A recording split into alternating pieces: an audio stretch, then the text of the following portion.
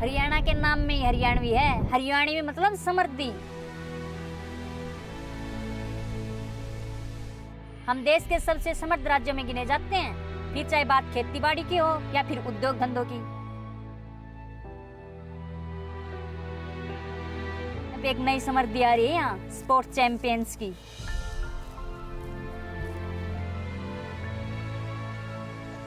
लेकिन छोरों से कहीं ज्यादा मेडल छोरियों ने जीते हैं यहाँ। वो भी क्यों ना, हमारी पहली सांस ही अपने आप में बहुत बड़ी जीत है। वो हरियाणा की छोरियां अंग्रेजी में कहते हैं ना, बॉर्न सिंगर होती हैं।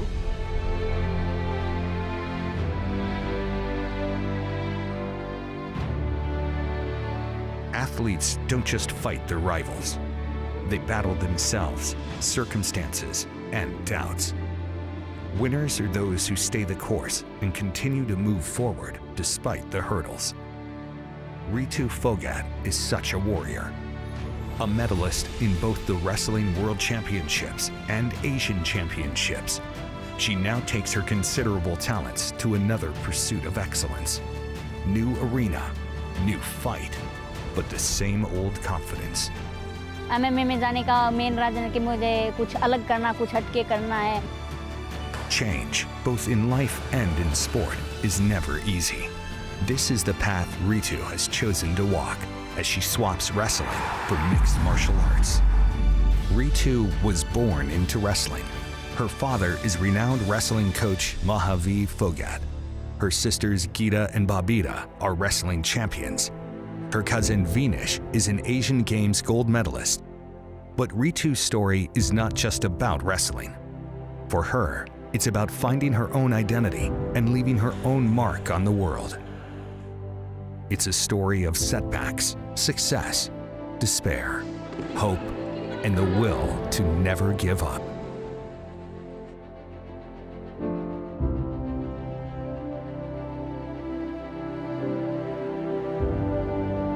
हरियाणा के अंदर लड़कियों को घर से बाहर नहीं निकलने दिया जाता था और औरतों को ज़्यादातर घूंघट में ही रखते थे और उनको सिर्फ चूल्हा चौका तक ही उनको सीमित मानते थे कि बस घर की रसोई तक ही महिलाएं जो हैं वो वहाँ तक ही सीमित हैं, उससे आगे नहीं जा सकती और घर से बाहर नहीं निकल सकती। रितु पैदा होने से पहले भी मम्मी चाहती थी कि लड़का हो, बट पापा ने हमेशा यही कहा कि मेरी बेटियों से ऊपर कुछ भी नहीं है।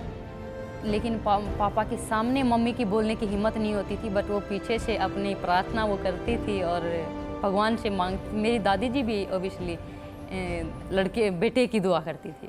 रितु गीता बबीता होया पाछा भी मेरा नहीं हो भाई, एक लड़का हो जा, एक लड़का हो जा। मायका भी था भाई, लड़का नहीं है तो उसका क्या है।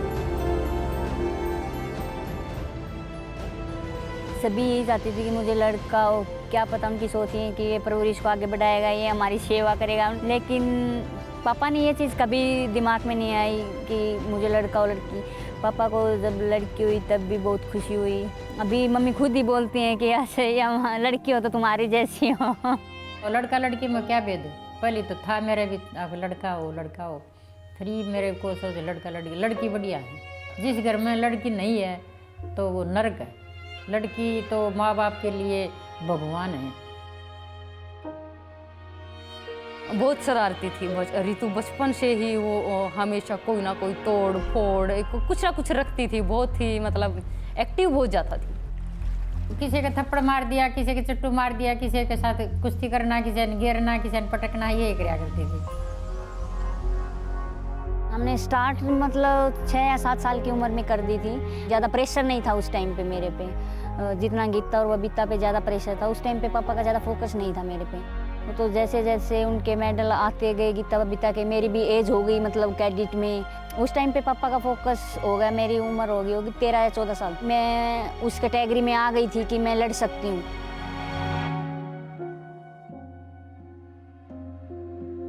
उससे पहले मेरी वेट कैटेगरी भी नहीं थी और एज भी नहीं थी, तो इतना फोकस नहीं था। लेकिन जब जैसे जैसे 14 साल की हुई तो मेरी वेट कैटेगरी आई, तो पापा ने उस चीज़ पे फोकस दे दिया। हमारी ट्रेनिंग सुबह 4 से 7 और फिर शाम को वहीं 4 से 7:30 पापा ट्रेनिंग के टाइम पे तो बहुत ज़्यादा स्ट्रिक्ट थे कि उनसे कुछ कह भी नहीं सकते थे। अगर हमारे चोट वगैरह लग जाती थी, पता था कि अगर हम कुछ कहेंगे तो पापा उस चीज़ को नहीं मानेंगे। अगर हमारे हाथ में चोट लग गई तो वो कभी रेस्ट नहीं देते थे। यही बोलते थे कि अगर हाथ में चोट है, दोनों पैर ठीक हैं, एक हाथ ठीक है, एक हाथ की कर लो, दोनों पैरों की कर लो। तो कभी कुछ हो जाता था तो उससे बोलने की हिम्मत ही नहीं होती थी हमारी। मन तो ट्रेनिंग से भागने का बहुत बार किया, लेकिन पापा ही घर में, पापा ही कोच, तो उस चीज़ से दूर भी नहीं भाग सकते थे, चाहकर भी नहीं भाग सकते थे। पापा की ट्रेनिंग बहुत ज़्यादा हार्ड होती थी। सबसे पहले सुबह उठ कर देखते थे कि बाहर बारिश हो रही है नहीं हो रही, अलार्म बंद कर देते थे। अलार्म नहीं बजाना, उठा नहीं ने। अंदर जो हाल था उसमें मैट लगा रखा था, तो अंधेरे में लाइट वगैरह तो कुछ कुछ होती नहीं ने। इन्वर्टर वगैरह लाकर ट्रेनिंग करवाते थे, तो फ्रिज वगैरह को लगाते थे ताकि इन्वर्टर की बैटरी बोल जाए, लो हो जाए। ये काफ़ी जो हरकतें कर देते, मेरे को पता नहीं होता था। मैं फिर हाँ ये कहते थे, हाँ बस चलो ठीक है भाई, आज रेस्ट कर लो। बहुत बार पकड़े भी गए हैं, बहुत पिटाई, एक की पिटाई नहीं, फिर सभी की। कोई किसी का नाम नहीं बताएगा कि किसने सभी की फिर पिटाई, सभी की एक साथ लाइन में खड़ा करके। जो टैलेंट जो रितुम था ना, तो विनेश में टैलेंट था, ना गीता में, ना ये तो बहुत ही टैलेंटेड थी। जो स्टेमिना है वो बहुत अच्छी थी उसकी। दूसरा कि उसके अंदर जो एक खिलाड़ी के अंदर जो एक गुस्सा होना चाहिए ना जीतने का, वो उसके अंदर बहुत ज़्यादा है।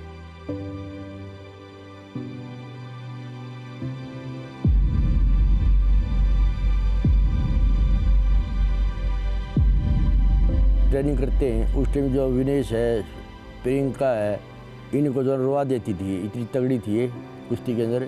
क्यों हाथ था गया तो हाथ को भी, पा था गया तो ये कसूत बहुत ज़्यादा हैवी थी। हमेशा रितु बहुत मेहनती रही है, हम सबसे ज़्यादा मेहनती रितु रही है। अगर विरोधी पहलवान होया ना तो उसको ये सोचती थी मैं इसने कैसे कैसे गिराऊँ, कैसे, बस फिल्म जाती थी। जिस तरह जो बिल्ली नहीं होती, बिल्ली जो कुत्ता, जो बिल्ली लड़ाई देखी हो आपने, जब कुछ अड़की होती है लेकिन कुत्ता को फिल्म जाती है वो, तो इसकी ये थी वो विरोधी के खिलाफ इतना गुस्सा होता था इसका मैं क्या कर दूँ, भाई इसको मैं कैसे नीचे गिरूँ, बस एक ही सोच रहेगी फिर कैसे इसको हराऊँ मैं। अगर कोई पॉइंट ले जाता था या कोई उसको चित कर लेता था, उसको गुस्सा आता था, तो फिर वो एक होता है ना कि नोच लाऊं बंदे को, तो वो वाली उसके अंदर स्पिरिट है कि मैं हार वो देखना पसंद नहीं करती इतनी। बचपन से ही सिखाया गया कि मतलब जीतने के लिए लड़ो, अपना जितना किया है उतना अपना 100% दो। तो वो यही था कि इतनी ट्रेनिंग की है तो जितनी प्रैक्टिस की हमने उसका 100% देंगे तो ऑफकोर्स जीत मिलेगी। हार तो कहीं दिमाग में थी नहीं कि हम कभी हार भी जाएंगे। और हार जाती थी तो बड़ा दुख मानती थी, भीतर अंदर काफ़ी दुख मानती थी। हार को हार बर्दाश्त नहीं कर सकती थी। सबसे पहले तो पापा का ही डर लगता, जब हम हारते थे तो ये थे पापा की पिटाई होगी। एक बार की बात याद है, 2010 में हमारा कैडेट एशिया में सिल्वर मेडल आया था। तो यही था कि घर कैसे जाएंगे, घर जाते ही पापा पिटाई करेंगे। हम तब घर पे गए नहीं, अंकल के घर पे भिवानी रुक गए थे, लेकिन पापा वहाँ पे हमें लेने आया तो हम डर रहे थे। गाड़ी में बैठ गए चुपचाप। पापा ने फिर जाकर समोसे और गोलगप्पे खिलाए, तब थोड़ा दिल में आया कि हाँ बच गए, अब कुछ नहीं कहेगा। 2008 की बात है, 30 किलोमीटर गांव पड़ता दवार का। तो वहाँ जो है गर्मी के मौसम में दंगल कराते हैं, तो वहाँ रितु गई, मैं ले गया था पहली बार। तो जो विरोधी बच्चे थे, मैंने 3-4 कुश्ती लड़वाई थी। इन्हें तीनों चारों कुश्तियों के जो लड़के होते थे तो लड़कों को इसने पछाड़ा। अपने से ज़्यादा उम्र के लड़के से करेंगे तो लोग कहेंगे हाँ भाई एक छोटी सी लड़की ने बड़े लड़के को वो कर दिया। तो वही चीज़ हमें थोड़ा सा मोटिवेट भी करते थे कि हाँ कि लोगों की ज़्यादा तालियां बजेंगे और इनाम भी मिलता था। तब से जो है मैंने विश्वास हो गया था भाई जो ना रितु जो है कुछ करेगी। मिट्टी में लड़ने का एक अलग ही मज़ा है, वो मैट पे नहीं है, मिट्टी में खेलना, अगर पसीने आ जाए तो फिर मिट्टी लगाना, वो चीज़ काफ़ी अच्छी लगती है। मैट तो हमारे पास शायद 2009 या 10 में आया है, उससे पहले हम मिट्टी में करते थे। और जब मिट्टी से हम मैट पे जाते थे तो उस चीज़ का थोड़ा वो होता था, मैट पे लड़ने के स्टाइल नहीं पता थी। तो मैट की कुश्ती में और मिट्टी कुश्ती में आसमान और धरती का फर्क, इतना फर्क है। मिट्टी पर कुश्ती स्लो चलती है और मैट के ऊपर जो फास्ट होती है कुश्ती। जब गीता का फर्स्ट टाइम 2002 में फर्स्ट टाइम कैडेट में जब बाहर से उसका मेडल आया, तो जब उसके न्यूज़ में आया, जब उसका गांव में उसका स्वागत हुआ, ढोल नगाड़ों के साथ उसको लेके आए, फूलों की माला पहनाई, तो बस वही चीज़ दिमाग में रहती थी कि हाँ मुझे भी मतलब अखबार में आना है, मुझे भी इनकी तरह, मुझे भी लोग ऐसे ही स्वागत करेंगे, सभी मतलब सबकी नज़र मेरे पे होगी। जब ये चीज़ देखी तो फिर उसके बाद माइंड थोड़ा चेंज हो गया कि हाँ अभी पूरे सीरियस के साथ करना है और जोक भी करना है, इसी में करना है। 2009 में मेरा पहला इंटरनेशनल मैच था और वो पूना में हो रहा था। हम 3 सिस्टर पार्टिसिपेट कर रही थी और तो उसमें हम तीनों का गोल्ड आया था। और रितु ने बेस्ट उसका जो न रेसलिंग का वो अवार्ड मिला था, जो पूना के नरेश ने जो सबसे अच्छी कुश्ती करी, जो विरोधी पहलवान था उसको जो टिकने नहीं दिया इसने। जिस चीज़ के लिए सोच के लगी थी वो उस दिन पूरी हुई, लोग ढोल नगाड़े के साथ सभी, तो वो चीज़ काफ़ी अच्छी लगी और वो चीज़ हमें और आगे बढ़ने के लिए मोटिवेट भी किया कि हाँ कैसे है कि आगे और भी जीतने, फिर ओलंपिक का मेडल आएगा तो तभी पूरा देश, आज तो आसपास के गांव है, एक दिन पूरा देश वो होगा। जब 2010 में गीता बबीता का कॉमनवेल्थ में मेडल आया तो पूरे इंडिया में उनके ज़्यादा उस टाइम पे ज़्यादा वो हो गई कि गीता बबीता हाँ की 2 बहनें भी इन्होंने मेडल जीता। तो उसके बाद हमारा प्रेशर थोड़ा ज़्यादा हो गया, क्योंकि लोगों को उम्मीद थोड़ी ज़्यादा हो गई कि ये भी उन्हीं की बहन है तो ये भी कुछ करेंगी। जो गीता बाद में जो है सिर्फ ऋतु पर विश्वास था ये ओलंपिक गोल्ड मेडल लेगी। लेकिन जब गीता ने ओलंपिक के लिए 2012 में क्वालिफाई किया तो उसके बाद ये थे कि हाँ मैं भी कर सकती हूँ। तो उस टाइम पे ये नहीं था कि मुझे ओलंपिक में जाना है, फिर उस टाइम पे ये हो गया कि मुझे ओलंपिक से मेडल लेके ही आना है।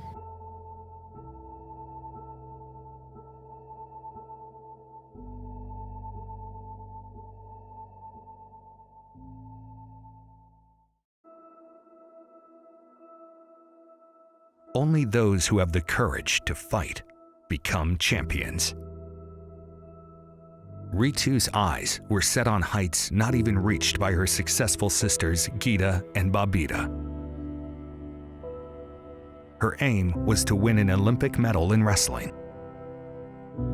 Gold in 2016 at the Commonwealth Wrestling Championship set her on a steady path towards her ultimate goal. Around the same time, a movie based on her family's wrestling success was released.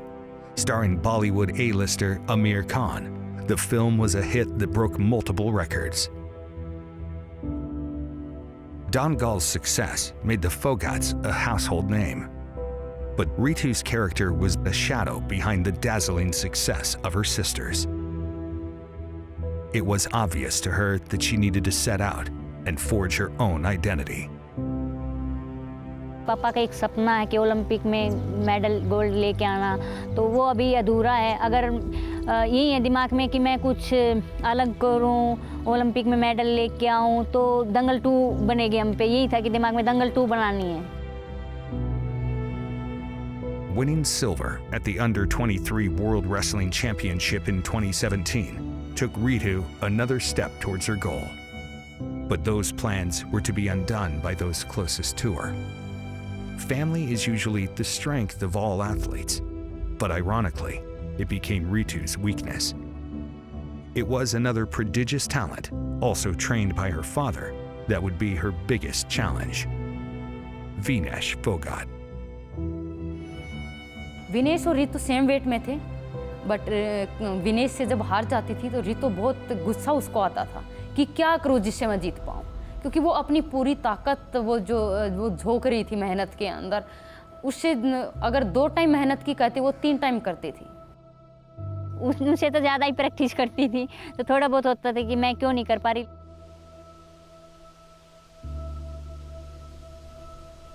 Vinesh उससे एक तो थोड़ा wait में heavy पड़ती थी और थोड़ा सा टेक्निकली उससे हैवी पड़ती थी, बट रितु थी वो टक्कर देती थी पूरी।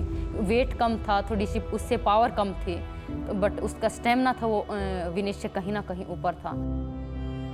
देखती थी मेरे में क्या कमी है, क्यों मैं इससे जीत नहीं पा रही, तो मैं उस चीज़ पे ज़्यादा वो वर्क करती थी। ऋतु विनेश तो हार जाया करती तो ये ऋतु 2-3 बार हार गई तो ये मायूस सी हो जाया करती। एक दिन 2 दिन के लिए वो मायूस होती थी, लेकिन फिर उसी मेहनत और वही परफॉर्मेंस, वही जुनून के साथ फिर लग जाती थी। कितनी बार भी हारी हो, लेकिन उसने हार नहीं मानी है। वो 54 से 48 लेके आती थी और मेरा वेट 47-46 रहता था। तो यही था कि अगर मेरा वज़न बढ़ जाए तो मैं इसको अच्छे से चैलेंज कर सकूं, इसको अच्छे से कम्पीट कर सकूं। जो खाती थी ने वो जो जितना ताकत बने, शरीर में ताकत बने, वो ताकत बनी नहीं इसके अंदर। जो खाया वो जीव का तो हजम नहीं हुआ नहीं, लगता नहीं था, खाया पिया इसका लगता नहीं था ना। मैंने वेट बढ़ाने की कोशिश की थी, ये नहीं कि किसी और, क्योंकि ऊपर वाले में बबीता थी। मैं वेट इसलिए बढ़ा रही थी कि कम से कम इसके जितना वेट तो हो कि मैं इससे लड़ सकूं, क्योंकि मेरे में पावर ऑटोमेटिकली, अगर वेट कम होगा तो पावर भी कम होगी उस चीज़ से। 20-20 हज़ार की दवा भी लाया, जो इसने बताया भी ये आप इसको खिलाओ, ये कराओ। मैंने सारी चीज़ कोशिश करी, लेकिन इसका वज़न नहीं बढ़ा इसका। नहीं तो कुश्ती के अंदर इससे बढ़िया ना तो गीता थी, ना विनेश थी, ना कोई भी नहीं थी। नहीं, विनेश को एक बार इंजरी हो गई थी और ऋतु खेलने गई थी उस कॉम्पिटिशन में, और ऋतु की वर्ल्ड के अंदर जो परफॉर्मेंस थी वो बेस्ट थी, क्योंकि वर्ल्ड चैंपियनशिप की ब्रॉन्ज की बाउट हार गई थी, बट वो जीतते जीतते ही वो बाउट हारी। तो बहुत एक पहला ही मौका था और उसमें भी इतना अच्छा उसने परफॉर्म किया था। अगर वो उस वेट कैटेगरी में अपनी जगह बना पाती तो मुझे लगता है आज कहीं ना कहीं उसकी वो जो मेडल की जो जीत की जो अलालसा है वो कहीं ना कहीं पूरी हो पाती है। मैं चाहती हूँ कि एक बार मैं ओलंपिक में जाऊँ और देश के लिए मेडल लेके आऊँ। जब मैंने ओलंपिक का टैटू बनाया तो यही था कि अगर दिमाग में कुछ वो आ जाए तो मैं इस चीज़ को देख के थोड़ा और ज़्यादा मोटिवेट हूँ और ज़्यादा प्रैक्टिस करूँ, और मैं करती भी थी। In 2018, Vinesh won gold at both the Commonwealth and Asian Games. Although she was happy for her cousin, Ritu's Olympic dream began to disappear as they both competed in the same weight category. Unable to resolve her dilemma, Ritu sought a different goal. अगर ये decision उसने लिया है तो भी उसने बहुत सोच समझ के लिया है, और बहुत सोच समझ के लिया है तो हमने भी उसको सपोर्ट किया है कि जो करना है बेस्ट करना है, वरना करना ही नहीं है। पहली बार परिवार से, बहनों से, सबसे दूर, फिर वहाँ पे खाने का भी एडजस्ट नहीं था स्टार्ट में, कैसे कुछ होगा, तो वो चीज़ काफ़ी मिस की। और स्टार्टिंग में तो मन भी नहीं लगा कि नहीं पहली बार इतने दूर, फिर दिमाग में कहीं ना कहीं आ जाता है कुछ करना है तो ये चीज़ करनी पड़ेगी। फिर धीरे धीरे वो चीज़ सेटल हो गई। मेरी मिक्स मार्शल आर्ट के लिए मैं सिंगापुर गई तो मुझे याद है मेरा पहला ट्रेनिंग सेशन था, मुay थाई का था। तो वहाँ पे मुझे अच्छे से मेरी लेग नहीं चल रही थी, लेकिन वहाँ पे कोच ने देख के मुझे बहुत अच्छा कॉम्प्लीमेंट दिया था कि तू कुछ कर सकती है, तू बन सकती है वर्ल्ड चैम्पियन की।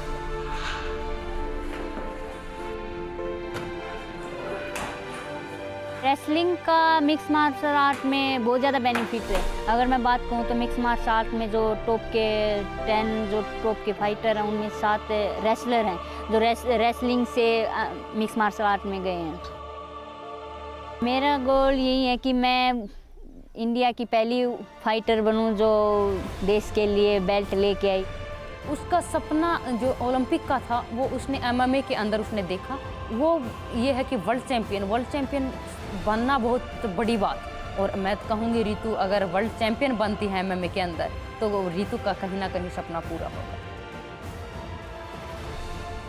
इसमें जो ये हारेगी नहीं, मेरा चैलेंज है अगर अब की बार जो कोई ऐसे रह चुक गई तो 2 साल मेहनत करने के बाद मुझे दुनिया में किसी हारेगी नहीं, मेरा चैलेंज है।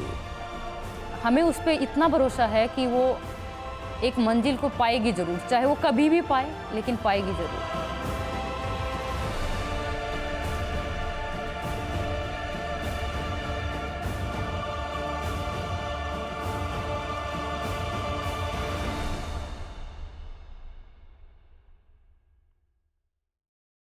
Hey guys, it's Misha Tate. If you want to see more awesome One Championship content, make sure you click that subscribe button. Click it so you don't miss it.